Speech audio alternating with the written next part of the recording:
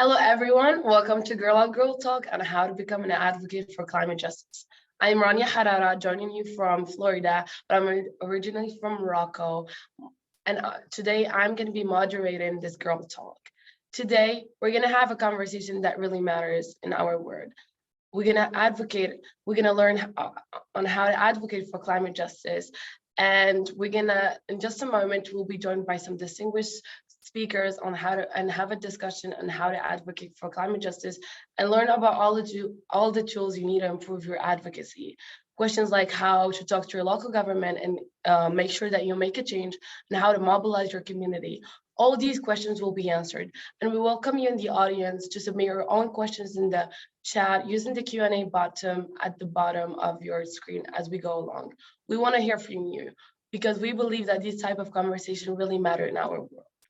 Let's create a change and make an impact by educating and having these hard conversations.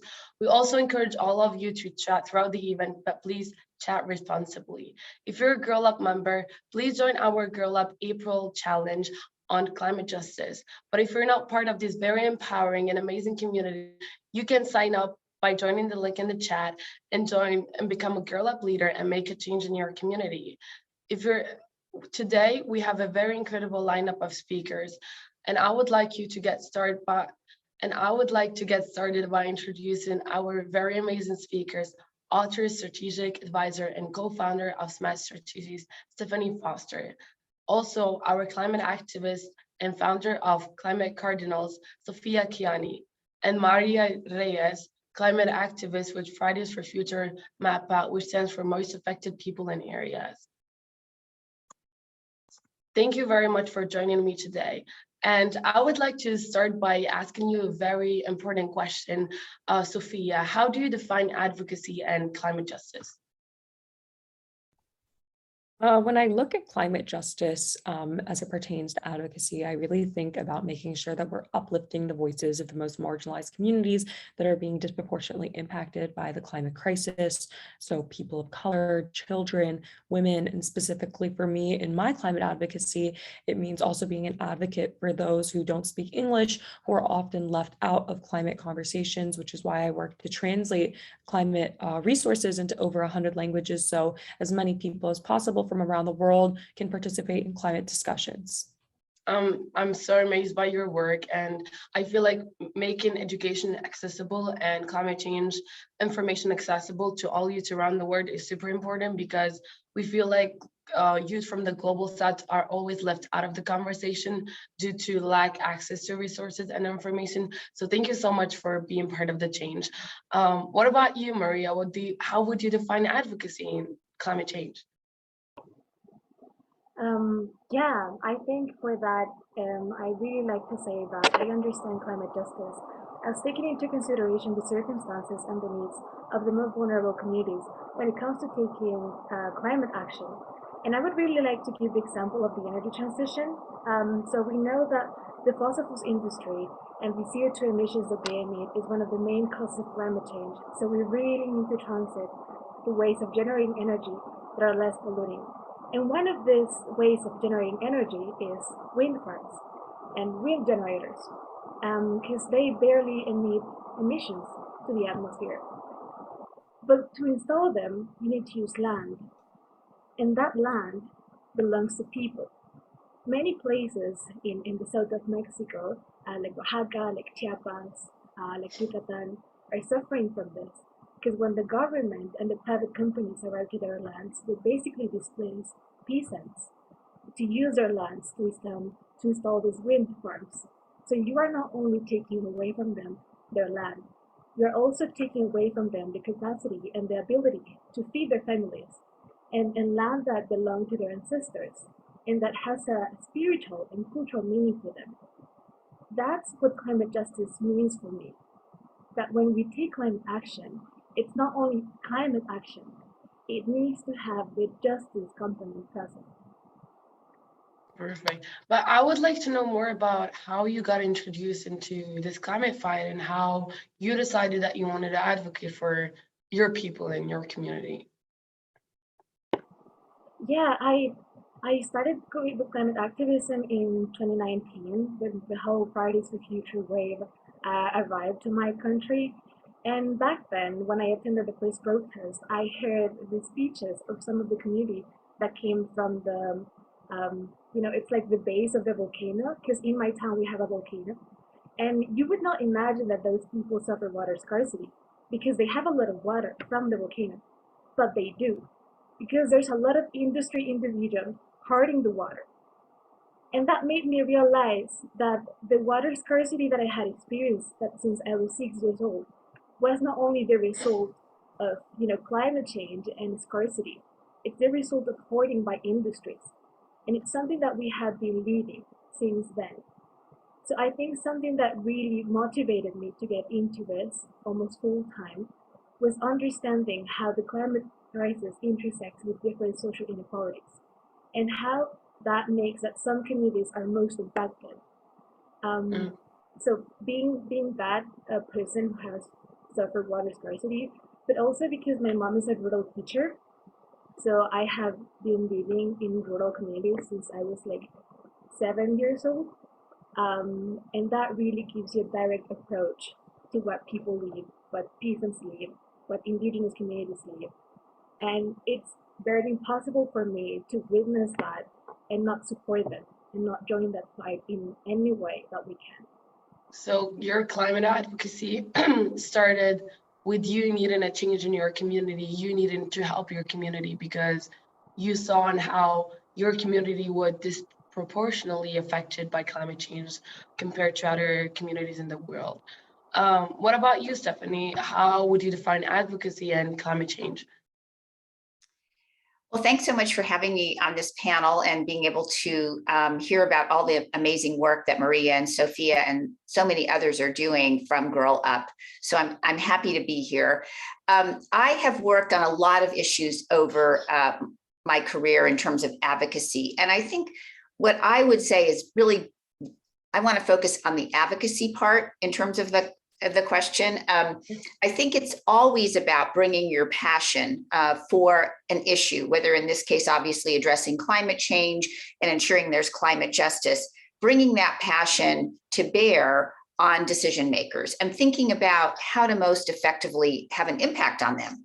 And, I think about that in two ways, because in advocacy, we often say, you need both an outside and an inside kind of game, right? People who are sort of on the front lines, demonstrating or sort of pushing the system in a very vocal way, need to be complemented by people on the inside who are thinking about how to be strategic in terms of talking to decision makers and other people in the policy space. Those can be the same people. I don't mean it's one or the other, but just two different ways of thinking about advocacy and really sort of seeing how they intersect. So it's really important to bring that passion that people have for an issue. In this case, climate change is incredibly important because women are disproportionately impacted by climate change. We know that globally, women are about 14 times more likely to be climate refugees, women and children, than men. And we also know that women tend to be more adversely affected by natural disasters and really things that aren't surprising because this is true on almost every issue around the world. But because of that, really thinking about how to bring those passions and those arguments to decision makers in a way that helps them take the action that we all want them to do or that advocates want them to do on climate justice and addressing climate change. And the last thing I'd say, which I think is important, is figuring out how to make the argument in a way that addresses concerns that people raise about the impact of trying to have a different climate, sort of a different energy system or use different kinds of energy, or, does that have an impact on jobs? So I think being able to also think about how to answer people's questions in a way that helps them see why what we're doing, what you all are doing on this issue is a positive, and how addressing it will make a much more will be much more impactful in the world. So I think it's really about bringing those passions to bear and then thinking through how to be effective with decision makers how to answer some of the questions that they might have as you are going through the advocacy process. I heard a lot of passion in your speech, and I truly believe that in order to advocate for a topic, for a matter, you should really be passionate about, because you're not gonna win all the time in your advocacy. You will fail a lot. So if you're not very passionate about what you're advocating for, you probably will give up very, very soon. And the way you talked about how you need to be strategic talking to decision makers, I really believe that's very true, because as an activist myself for gender equality in sports, I see a lot of activists getting like very emotional, very angry when it comes to their issue, because they're very passionate about it, and they forgot that in order to find solution, you need to have a diplomatic discussion and put your emotions and your passion in another place while having this discussion, because you're negotiating a change. In order to negotiate, you need to be too rational. And yeah, I truly agree with everything you said. Sophia, I just wanted to know, how do you think climate change, climate crisis affect women and girls disproportionately around the world? And have you seen in your communities, for example, in Iran, how certain communities are more affected by climate change around the world than other communities? Absolutely. So to follow up on what Stephenie was saying, women and girls are disproportionately impacted by the climate crisis. The UN did a report, and they found that around 80% of the people that had been displaced by climate change were women. And so I think that it's really important when we're advocating on behalf of the climate crisis that we platform women, especially women from marginalized communities, like frontline communities, so that they're able to share their perspective about how the climate crisis has impacted them. And actually, one of the first organizations that I ever worked with as a climate activist was 0 Hour, and their primary focus is like their defining characteristic is that they're pretty much almost all led by young women of color. So it was an incredible experience to witness advocacy through that lens. And then in Iran, my parents' home country, I learned that in the Middle East, climate change is disproportionately worse. Their temperatures are rising more than twice the global average. And so it was kind of a firsthand way for me to witness how certain communities were being impacted far worse by climate change. And I also realized that there was this education gap, where I found a study that read only 5% of Iranian students could properly explain the greenhouse gas effect. And so clearly they weren't getting access to adequate resources to learn about this disaster that was impacting them and their community. Yes, I totally agree with you when you said that, like, education is really important. You can't advocate for a topic if you're not aware of the topic, of what is happening and how bad the situation is. And I loved how you brought up how in the Middle East it's like one of the most affected areas, but still, I know we never see them included in the conversation when it comes to climate justice. So me and other leaders are very proud of you and your work, because you're bringing up in the table um, what is happening in other countries and other communities where people don't even have freedom of speech. So thank you for doing your work and advocating for these communities. Talking to you, Maria, and your focus in your work and your focus on how to climate change disproportionately affects vulnerable communities. What do you think? Can you tell us about some of the actions that need to happen for these communities to survive and thrive, and how girl leaders and leaders around the world, or activists who want to make a change, can help these communities in doing them justice? Yeah, absolutely. I think something that really needs to happen is that we need to change the narrative that we tell of the climate crisis. Because the way you tell things matters and shapes the way people connect with the issues. So I want you to remember and think about, when was the first time that you heard about climate change? For me, it was when I was like 7, 8 years old in primary school. And what I heard about that was that the planet was warming up, that, the polar bears were dying because of the, ice that was melting, and that the cause of that were the emissions by the cars. and that what we needed to do to combat the climate change was to close the tap of the water, turn off the lights, and travel less in cars. And that narrative really puts the blame and the fault of the problem in people, in individuals. And we need to be very careful with that, because the average individual, especially in the global south, we are not responsible for the climate crisis. The 1%, the richest 1% of the population, the global north richest countries, the oil companies, the fossil fuel industry, they are responsible for the climate crisis. And you cannot put in the same place someone who has to use their car every day to go to work and the owner of an oil company. The power that they have to change the emissions that we emit, and the power that they have to change generally how we continue to contribute to the climate crisis, it's not the same. It's completely different. And that's something where we really have a power. And that's something we've been pushing from the Fridays for Future movement and generally the climate movement during the last years, to change the way we tell the climate crisis, to change the narratives about the climate crisis. We need to spotlight those who are being most affected, and we need to hold accountable the people who are most responsible. We need to identify them. We need to tell their names, call their names. We need to put the brand logos and say, this company, this oil company, this petroleum company, they are the responsible ones for the disruption in our territories. We need to do that. That needs to happen, because that way we can also make sure that people can relate to their problem in their regions. And that's also part of changing the narrative, making it inclusive of how it intersects with social inequalities. It's not only about climate and environment, it's also about people's lives. It's about human rights. And that's what really matters.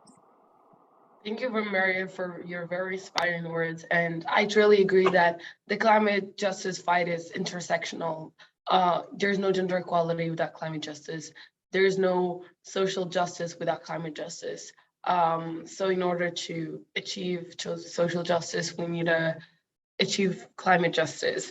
And I really like, if our listeners had to remember something from what Maria said, is speak up, change the narrative, put in the spotlight people who are most affected, who are part of the most affected communities and most marginalized communities, and call out the responsible.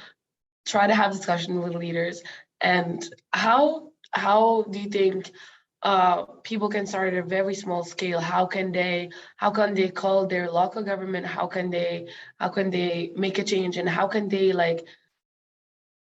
put their work and their speech in the spotlight?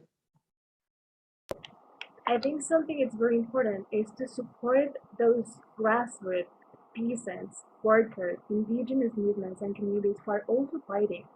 Sometimes we think that because of the youth climate movement has had this, big impulse during the last years, we are the ones leading this. And that's not true.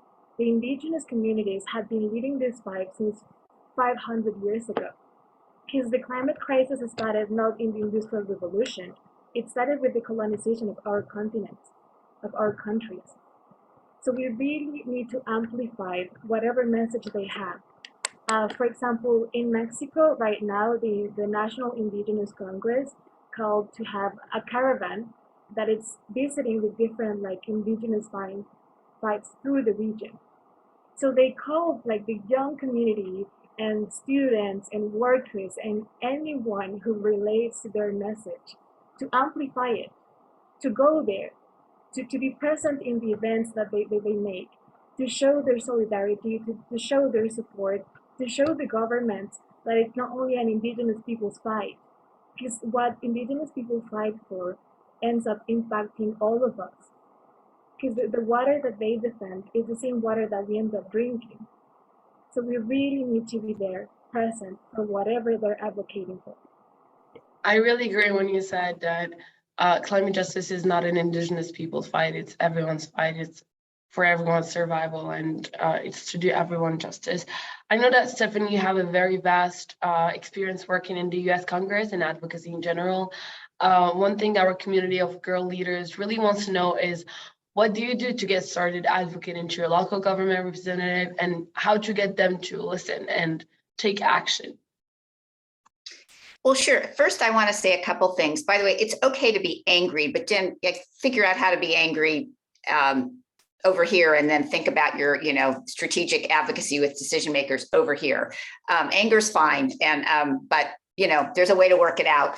I also want to say, I think another thing, just to quickly say before I talk a little bit about how to be the most effective in terms of reaching people, is that women are tremendous agents of change. So obviously women and girls are impacted by climate issues, but also we see that when there are more women in parliaments or more women in, as ministers in countries or cabinet secretaries, those countries tend to sign more environmental treaties. And women tend to take up and understand the need to address climate issues more than men, and actually take, steps in their individual lives. So I think we are the people sort of who make this change globally in a lot of ways. So it's not just that we're negatively impacted by it, but that we can actually, as women and girls, be, huge champions to really address the issues in front of us. But in terms of really being effective advocates, I think one of the most important things is to have a very clear strategic view of what you want to achieve. Addressing the climate crisis is a huge issue. It's kind of overwhelming, in fact. And so really thinking about what's the short-term strategic, maybe policy decision you want to, that you want to work on. Maybe it's getting your local community to invest in renewable energy, or to divest other sorts of, investments in fossil fuels. Maybe it's something around recycling. Maybe it's something around installing solar panels. Whatever it is, it doesn't need to be your long-term goal. In fact, it shouldn't be, but really looking at something that's manageable and kind of, as we say, bite-sized, that you can structure, that you can figure out, sort of a way forward. Does a law need to be passed? Does a policy need to be changed? And then who are those decision makers, right? Is it the city council? Is it the local state legislature? Is it Congress? Is it someone on the school board? If it has to do with how your, school or university is actually taking, investing in certain kinds of companies or actions that can be taken there. So I think it's several steps, but most importantly, being strategic about what you want to do, what your policy change is, and understand how that fits into your long-term goal. Because obviously, if you're successful, more people want to be part of your organization or your movement. And so, defining something that is step one of steps 1 through whatever, 25, and trying to be successful doing that, or, making the effort on that. Number 2, identifying who the decision makers are that can actually make that change. 3, really understanding like what the process is and how you can be part of it. So I think those things are important. And then 4, understanding that the people who make decisions are people too. Yes, they're, they've been elected to office, or they're community leaders. Maybe you like some of them, maybe you don't like others, but they're people. And so really trying to understand how to talk to them as people. You're their constituents, bringing your ideas to them, and trying to understand who else really is around them that can affect their worldview. And that's a little bit of what we call power mapping, like who does a particular member of a city council listen to? What's the newspaper they read? What clubs do they belong to? Are there other people in the community who you can bring into your conversation? So I think those are really important things. And I will just say, quick plug for the book I wrote. I did write this book about advocacy in part because so many people ask that very precise question, like, there's this huge issue I want to work on, what do I do? So really trying to give people some clear ideas and steps that they can use and then adapt for themselves. Thank you very much, Stephenie, for your insights. I want to ask Sophia last question. So we know that you started an organization, Climate Cardinals, that focus in translating climate information in more than 100 languages. And I want to know, like, after people have access to this information, to these information on climate crisis, what do you think is the next greatest challenge to build an advocacy movement and mobilize your community? Yeah, I think that ties into just generally what can an individual do about the climate crisis? Because as Maria was pointing out, the climate crisis is really a systematic issue. And so it's these companies, these corporations, they're the ones who have caused the climate crisis, and the whole notion of a personal carbon footprint was actually created by the oil and gas industry to displace blame onto the individuals. But I do think that as individuals, there is a lot that we can do specifically around voting. And so I think that especially in the United States, one of the biggest ways that people can make an impact is to vote into office climate-friendly candidates, candidates who are actually committed to acting on the climate crisis and putting through this progressive legislation. And then I think that in addition to that, I think every single person has the power to become a climate activist. Every single person should feel empowered to become a climate activist. And so I think that by giving people the resources to actually understand this crisis and to know how it's impacting us, they can then go join movements, organizations, nonprofits, start their own organizations and nonprofits, organize community cleanups with their friends, with their families, with their neighbors. I think that there are so many different things that people can do, but it's more so the fact that we want to equip them with this sense of urgency. So they understand how critical it is that we act on the climate crisis and we act now. And then they also feel like there are things that they can do about it. They can look to everyone on this panel who is actively engaged on advocacy initiatives to realize how they can make a change in their community, whether it be voting, joining an organization, starting an organization, exploring a plethora of options and seeing what works for them. Wow, thank you so much. Thank you very much for all of the panelists for joining me today for this very important conversation in a very empowering space. I really learned that leadership is about really showing up to your community and that the smallest action can matter. So if you're in the audience and you're feeling inspired to take action, don't forget to take part of Girl Up's April Club Challenge on climate change. Now, help me give a warm welcome to Girl Up leader Lola, who is joining me for a conversation on youth activism and climate change.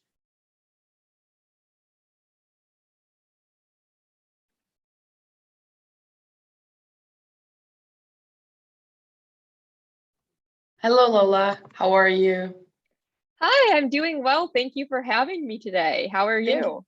I'm doing amazing. Thank you very much for joining us. So if you had to introduce yourself to our audience, feel free to do so and tell us a little bit about your experience in climate justice advocacy.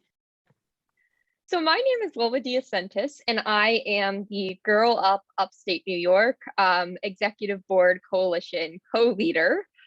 So I basically help all of our Girl Up clubs in upstate New York, as well as plan our annual summit and engage youth in events. In addition to that, I've done quite a bit of climate justice work. I'm on the leadership team for the Rochester Youth Climate Leaders. I live in Rochester, New York. And I'm also the communications director for the New York Youth Climate Leaders. So I have attended countless lobby days, planned countless rallies. I've really worked a lot with legislation in New York State specifically. So I'm so glad to be here today. Thank you very much for joining us, Lola. May I ask you, what is your engagement with climate justice advocacy? So my engagement started mainly with education. I was the co-founder of Moroccan Youth for Change, which is a nonprofit in Morocco. It all started by doing climate change camps in Morocco to our communities, because not everyone has access to the internet and not everyone can have access to the information. I also joined the CSW Youth Consulting team this year, who prepared for the Global Youth Recommendations. So for this year is 66th CSW Forum. So I conducted consultations in the Arab world to make the Arab world's voices heard in the conversation and to bring up our demands. I also had several chances of talking to decision makers about the struggles of people in the global south. So my advocacy kind of focused in being outspoken and advocating and making the voice of the people who can't advocate heard, because in the Arab world, not everyone has the chance to speak up. In some countries, don't have the right to protest. So I felt that it was my duty as someone who who has the change to do it. Wow, that's incredible. Thank you so much for sharing. I can really see how you focus on advocacy and intersectionality as well. So I know you touched a bit on your work with Girl Up, and I know that Girl Up clubs around the world are working on climate action. So I'm wondering, what are some of the things you think you've gained by being a part of the global community of Girl Up leaders? I felt, first of all, inspiration. Being surrounded by so many girl leaders who are making a change in our communities made me more inspired to make a change and to learn about other people's struggles. For example, some struggles don't concern me, but by joining a community, a very diverse community, like a global community where people are facing different issues, you get to learn these issues. So I became more educated about what's happening in the world, more inspired to lead and to take the lead and make a change. And also just I became a better leader because you're in a community where you're empowered, where everyone is there to support you. Whether you have a small idea that you want to implement in the Girl Up community, the leaders are always there to listen to you. You can always bring in your idea. I don't feel like there's a hierarchy in the community. Like if you want to make a change, they're there to listen to you and they're there to help you make it. And that's why I'm very thankful to be part of Girl Up. And what do you think as well? Like, what do you think about this? Well, I would agree with everything you say. I think it's so incredible how Girl Up really gives us the tools to connect with young women around the world. I would say specifically, I live in upstate New York, which has actually been named a climate haven. So even though I'm very involved in climate justice advocacy when it comes to statewide legislation, I'm not looking out my window and seeing the effects of climate change every single day, like someone who lives in another part of the United States or even another country might be seeing. So I think that being able to connect with girls around the world, hear their stories, and be empowered by the work that they're doing, kind of can give me a reality check sometimes that this is real, even though I maybe don't see it every single day. I also think that when it comes to the climate crisis, perspective is important, because everybody, depending on where they live, what their demographics are, what their experience has been, has had a different experience with climate change. I would argue that there's not a single person who hasn't been touched by the effects of this, especially within our generation. So I think what's amazing about Girl Up is it takes our collective sorrow and grief and anger at how far this has gotten out of control and brings us all together so that we can really be incredible advocates for climate justice. I have to say too, what's amazing, I think, about our technology too, and having something like Zoom is that you're in Morocco and I can see you right now. So I think it's great how Girl Up gives us that platform. I mean, I've had people from around the world come to our annual summit with the Upstate New York Coalition, and I've been able to connect with so many people through Girl Up's annual summit as well. So yes, really, really great all around. And I just want to know, how do you think you can get your peers involved in the climate justice movement and keep them engaged? Because I feel like it's really dependent where you grew up. Really, like you don't choose your community. So how can we get our communities involved and keep them engaged in this fight? I think it honestly comes down to spreading information, because as all of us who are here today know, the climate crisis is real. People are facing it every day. And if we don't do something soon, it's going to be irreversible. So I think really making sure our peers who are maybe not as engaged are aware of that. And going back to the technology thing before, what's incredible is that we have some amazing tools to do that. One thing that I found to be quite helpful when it comes to the work I've done with the New York Youth Climate Leaders is the power of social media. So how I see it is we have to go right to where the youth are. So I actually help manage the New York Youth Climate Leaders social media pages, because youth are going to see that. They're going to see what we're posting there. I also think that the power of the media is quite important, not just social media, but everyday media as well. So I think if we can do what we can to keep climate relevant in the news, just in everyday conversations, that really helps as well. I also think that with our generation has this need, I think, a lot of times for this instant gratification. If we see a problem, we want to fix it right away.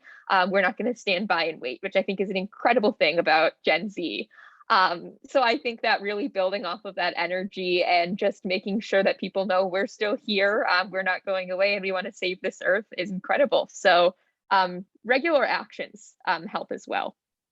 I really agree on the gratification, like that we have, like the instant gratification that we need, because I feel like if you're a part of like if on social media follow a lot of climate for a lot of activist movements, you realize that every single week there's like a new thing that people are advocating for, so they forget about what happened last week. Like it just makes me feel like, oh, so social justices don't matter anymore because there's new ones that we need to fix, and we ended up like getting overwhelmed and not fixing any of them. But I feel like, yes, focusing and trying to like overcome this need to and this urge to fix it right away, because I feel like we have zero patience and we want to make it a change right away. So I feel like, yes, being persistent and trying to make a change and trying to keep going in our fight is super important.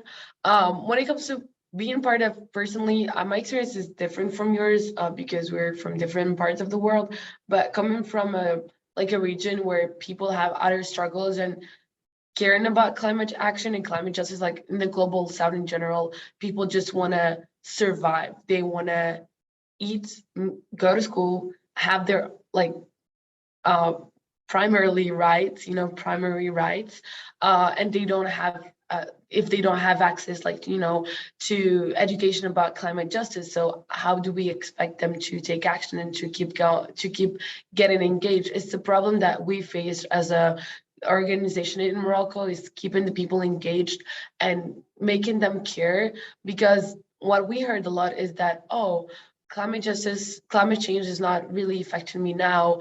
I have to eat, I have to go to school, I have to find a job. They don't see it as an instant problem, because in different parts of the world, some people are still in war, so they don't see climate change as a primary issue.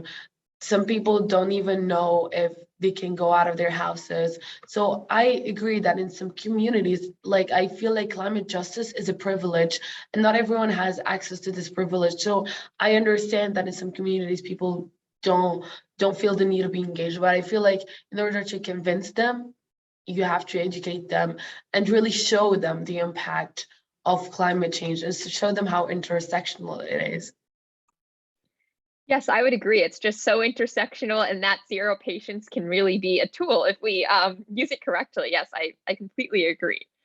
So I know we've kind of touched on this a little bit, but we do often hear about the challenges in advocating for climate justice. So I'm wondering, in your personal life, what are some of your successes, big or small, and how have you made that happen? So in my advocacy, I really focus in policy making, and so let's start with the successes, because that's what we love to hear. It's being part of the youth researchers and consulting group of the CSW Youth Forum. So it was one of the biggest successes because we were able to conduct consultations around the world and really listen to people. Like in Morocco, for example, in the Arab world in general, in the whole region, we conducted a consultation with more than 800 people. So we just said, and we're like, what do you want world leaders to know? What do you want to change? And I feel like this is an opportunity that is so important, because you get to listen to the people, the one who are facing the problem. So we wrote these recommendations, we wrote what they wanted the world leaders to hear, and we drafted the global youth recommendation on climate justice and gender equality, and the importance of the intersection of both of these topics. And they were sent to UN member states representatives, and some of the UN member states representatives took them into consideration and invited us to have a conversation with them.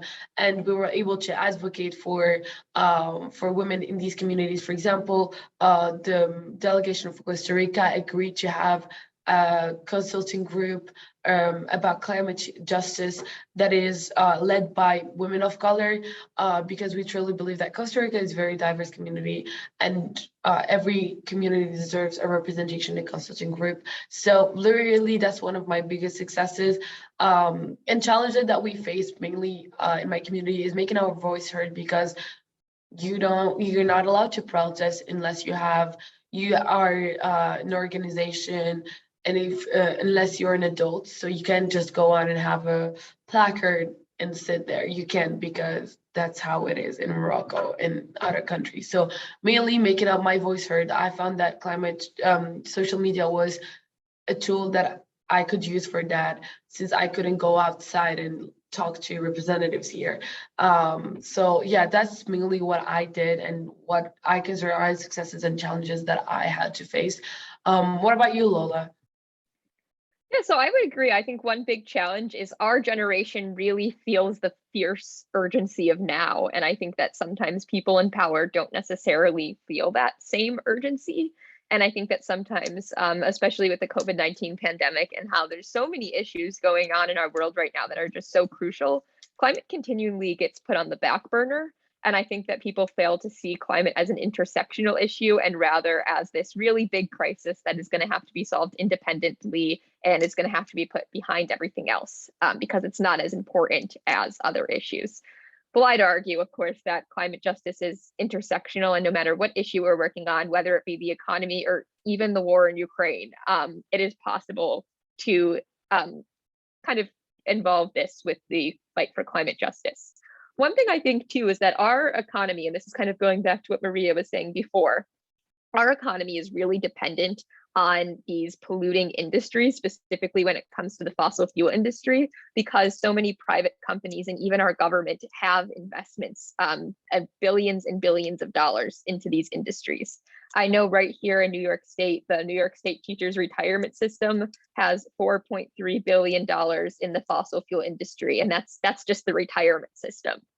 So one thing that I found again is persistence and working little by little. I've held rallies in Albany. I have held many lobby meetings with my legislators, which I understand is definitely a privilege because some people don't have that ability around the world.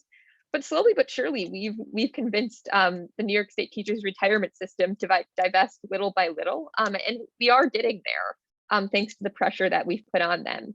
And I think this is a pattern that we see across the world.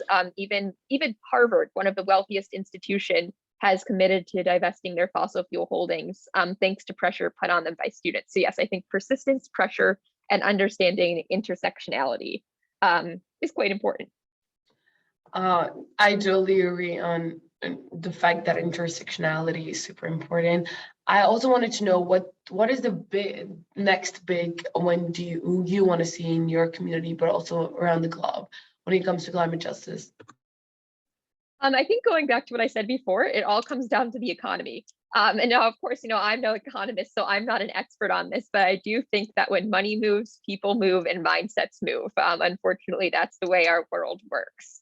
So I do think that it's going to take world leaders sitting down and having conversations about how we can still trade without polluting our oceans and our air. How can we figure out how to divest our fossil fuel holdings and be less reliant on these polluting oils? How can we switch to more renewable electricity? How can we, even move the car industry? So I really do think it starts it starts at the root, which is the economy. And I think that as youth leaders, maybe we're not sitting at those tables making decisions, but there are ways for us to make our voice heard, as we discussed today. What big win do you want to see? I think that I want to see the people as the priority in the fight, not the economy, or because there are people who are going to be dying by 2030. The Middle East is going to be unlivable by 2100. So it's prioritizing the people in our demand and in our advocacy. And I would like to see countries developing a pledge for a just and equitable transition to 100% renewable energy. Not by 2030, because that's not realistic, but 2050 would be an amazing thing. But it just focusing on the just and equitable transition, because not all of the countries are in the same economical process, economical growth. So I feel like making it equitable and just is super important. Yes, I 1000% agree. And I definitely think that if we can kind of raise our advocacy to the level of the people who are in these positions of power and remind them that, yes, people are dying and we need to do this as soon as possible to save, the least of us and to save everybody. I hope that will kind of initiate and spark some of the economic transitions that are necessary. Thank you so much for having me. It's been great to talk to you. Thank you so much, Lola, for joining me. And thank you so much for this very great conversation about huge activism. And thank you all for joining us today. Now, please help me welcome Girl Up Program Associate Maren Roberts to close out our event today. Take it away, Maren. Thank you so much, Rania, and thank you so much to all of our panelists that have joined us, as well as our audience members today. My name is Maren Roberts. I'm a program associate with Girl Up, and I oversee our STEM and sports programming, as well as our climate efforts. As you've heard today, Girl Up's global community of girl leaders is taking on climate change and environmental justice. I'm personally very endlessly inspired by their work and that of all of our amazing speakers today. I particularly enjoyed hearing about Maria's climate advocacy journey and her perspective on the importance of changing the narrative around the climate crisis. I really appreciated your point on it's not just about the climate and the environment, it's about people's lives and human rights. I also enjoyed hearing Stephenie's input on the importance of having women in decision-making spaces, especially within policy, because there's a direct connection of women policies to the output of impactful policies geared toward the lives of girls and women. I also appreciated Stephenie's input on identifying a sub-issue within climate change and strategically outreaching to the right people in your community to enact change. Additionally, I really enjoyed hearing Sophia's thoughts on how everyone should feel empowered to see themselves as climate activists. And it doesn't need to be a huge, overtaking of life to be an activist. You can do things in your everyday life to add toward climate advocacy. And then lastly, I really appreciated Lola and Rania's points on the importance of persistence within climate advocacy. So with that, I encourage you all to continue to stay involved in Girl Up programming, engage with our Girl Up April Club Challenge focused on climate change. Make sure you register in the Girl Up community. I also motivate you to register for upcoming Girl Up STEM boot camps focused on climate change. And if you're passionate about taking action within climate change and climate advocacy, I motivate you to apply for a Girl Up STEM for Social Good Project Award, which is $500 US standard dollars to implement a project in your community. So you can use that funding to get started on a climate advocacy project. So all of that being said, thank you so much to today's speakers for your time and your contributions to these important conversations. And I hope to see you at our next Girl Talk on behalf of Girl Up. Thank you so much.